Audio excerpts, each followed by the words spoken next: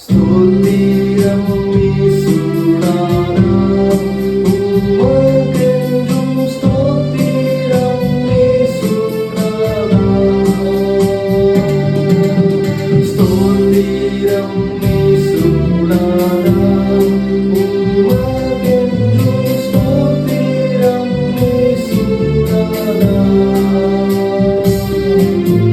ஸ்தோத்திரம் செய்கிறோம் இன்னடியார் திருநாமத்தின் ஆதரவு.